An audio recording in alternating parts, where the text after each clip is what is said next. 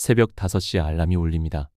피곤한 몸을 억지로 일으켜 세우고 하루 종일 끊임없이 무언가를 해야 합니다. 회사에서는 성과를 내야 하고, 집에서는 가족을 돌봐야 하고, 사회에서는 성공해야 한다는 압박감에 시달립니다. 더 열심히 해야 해, 더 노력해야 해. 이런 생각이 머릿속을 맴돌며 우리를 숨막히게 합니다. 한 직장인이 심리상담센터를 찾았습니다. 상담사가 물었습니다. 언제부터 무기력함을 느끼셨나요? 그는 대답했습니다. 사실 언제부터인지 모르겠어요. 매일 아침 눈뜨기가 무섭고, 밤에는 다음날 걱정에 잠을 못 이뤄요. 그냥 계속 달려왔는데 어느 순간 더 이상 달릴 수 없더라고요. 현대를 살아가는 우리는 끊임없이 무언가를 강요당합니다. 더 빨리, 더 많이, 더 완벽하게. 하지만 2500년 전 중국의 한 현자는 전혀 다른 방식의 삶을 제안했습니다. 억지로 하지 마라. 자연의 흐름에 맡겨라. 그러면 모든 것이 저절로 이루어진다. 그의 이름은 노자였습니다. 노자가 말하는 무의자연의 지혜는 바쁘고 치열한 현대 생활에 지친 우리에게 어떤 깨달음을 줄 수 있을까요? 과연 아무것도 하지 않아도 모든 일이 해결될 수 있을까요? 오늘 우리는 노자의 가르침을 통해 진정한 여유와 평안을 찾는 삶의 방법을 탐구해 보겠습니다.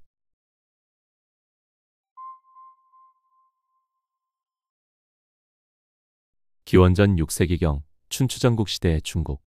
전쟁과 혼란이 끊이지 않던 그 시절, 주나라 왕실의 도서관 관리인으로 일하던 한 노인이 있었습니다. 그가 바로 노자 이이였습니다. 세상의 소란함에 지친 노자는 어느 날 소 한 마리의 짐을 싣고 서쪽 관문을 향해 떠났습니다. 관문을 지키던 관리인 윤희가 물었습니다. 어디로 가시는 길입니까? 노자가 담담히 대답했습니다. 세상이 너무 시끄럽소. 조용한 곳에서 자연과 함께 살려하오. 윤희는 간청했습니다.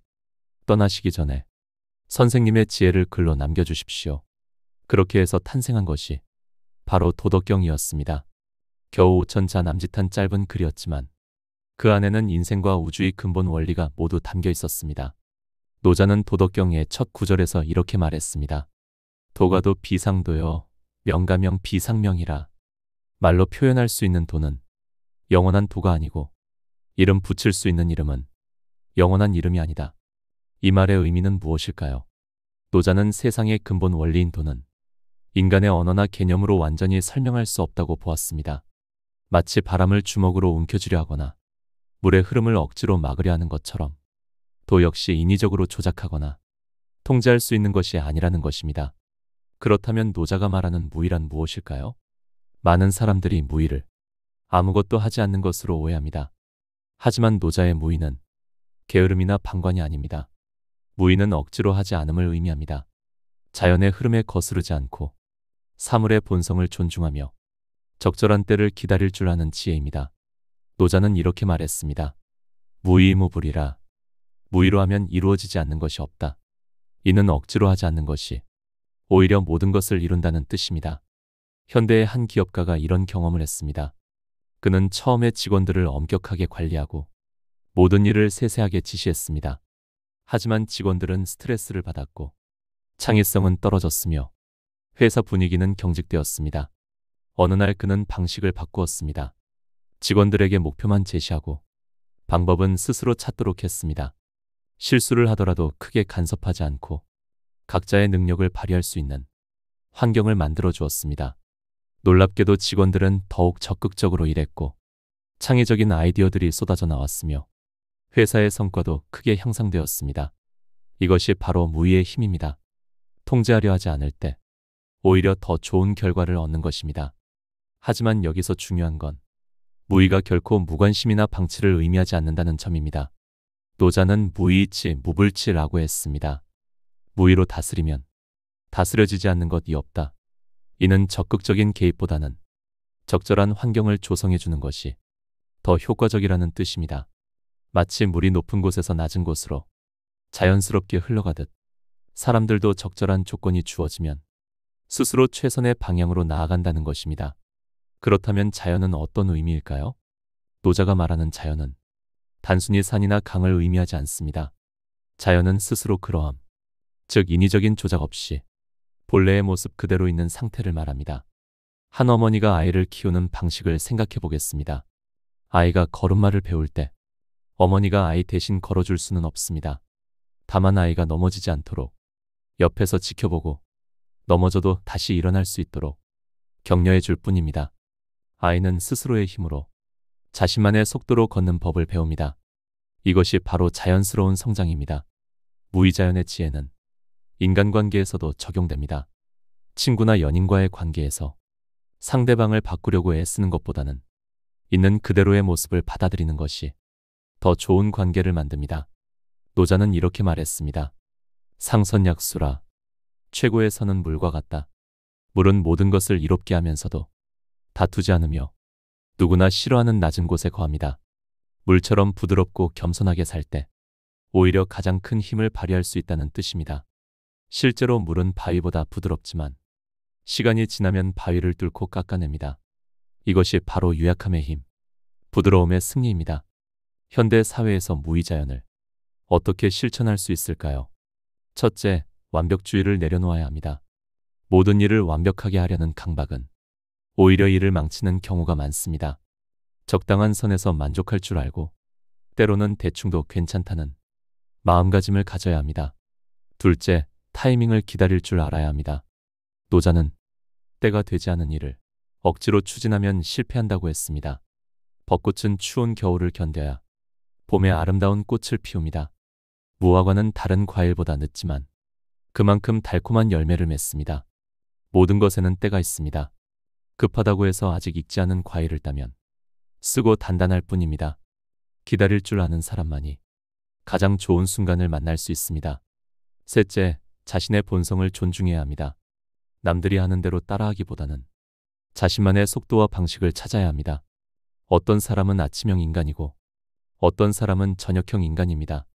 어떤 사람은 혼자 있을 때 더 창의적이고 어떤 사람은 사람들과 함께 있을 때 더 활력적입니다. 이런 개인차를 인정하고 자신에게 맞는 방식을 찾는 것이 무의자연의 실천입니다.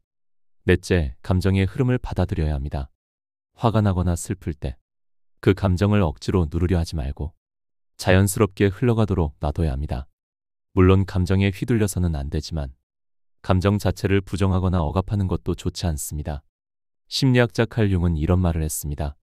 거부당한 감정은 지하실에 숨어서 더 큰 힘으로 되돌아온다. 실제로 스탠퍼드 대학의 연구에서도 분노를 억압하는 사람들이 오히려 더 많은 스트레스 호르몬을 분비하고 면역력이 떨어진다는 결과가 나왔습니다. 반대로 감정을 인정하고 적절히 표현하는 사람들은 더 건강하고 안정된 정신 상태를 유지할 수 있었습니다.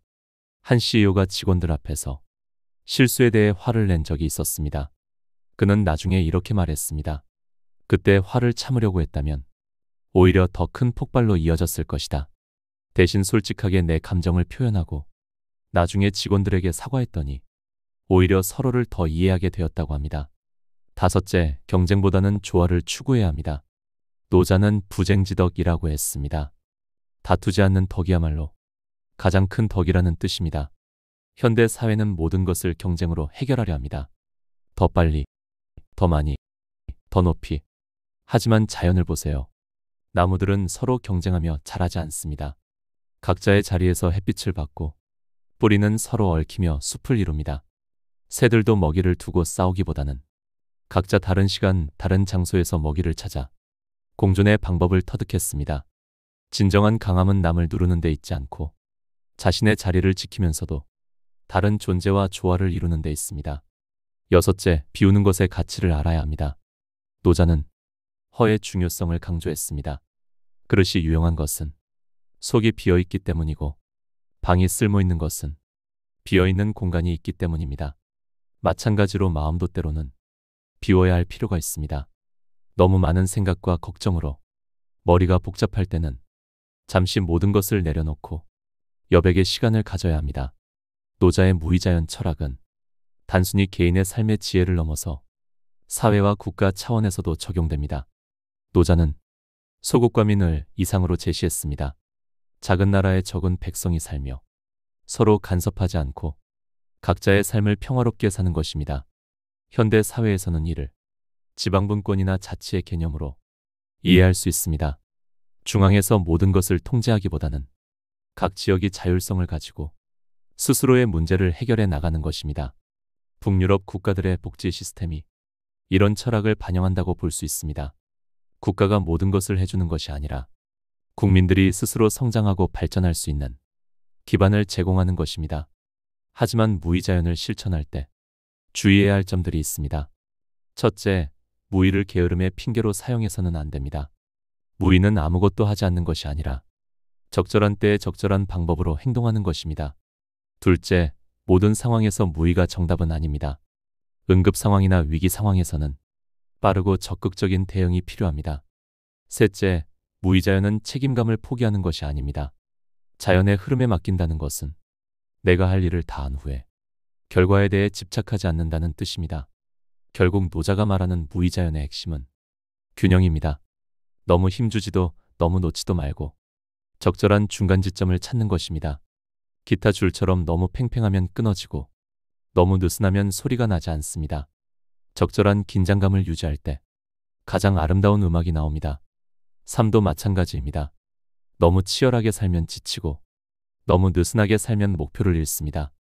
노자의 지혜는 바로 이 균형점을 찾아가는 과정에서 빛을 발합니다. 노자는 이렇게 말했습니다. 지족자보, 자승자강이라. 만족할 줄 아는 자는 부유하고 스스로를 이기는 자는 강하다. 현대 사회는 끝없는 욕망과 경쟁을 부추깁니다. 더 많이 가져야 하고 더 높이 올라가야 하고 더 빨리 성공해야 한다고 말합니다. 하지만 노자는 진정한 풍요로움은 많이 가지는 것이 아니라 만족할 줄 아는 데 있다고 했습니다. 진정한 강함은 남을 이기는 것이 아니라 자신의 욕망과 화를 다스리는 데 있다고 했습니다. 무의자연의 길은 쉽지 않습니다. 오랜 습관과 사회의 압력을 거슬러 올라가야 하기 때문입니다. 하지만 한 걸음씩 실천해 나간다면 분명히 더 평화롭고 자유로운 삶을 살 수 있을 것입니다. 오늘부터 작은 것 하나씩 내려놓아 보세요. 완벽해야 한다는 강박, 빨리 해야 한다는 조급함, 남보다 앞서야 한다는 경쟁심, 그리고 자연의 리듬에 귀를 기울여 보세요. 봄이 되면 꽃이 피고 가을이 되면 잎이 지는 것처럼 모든 것에는 때가 있습니다. 그때를 기다릴 줄 아는 사람만이 진정한 무의자연의 지혜를 체득할 수 있을 것입니다.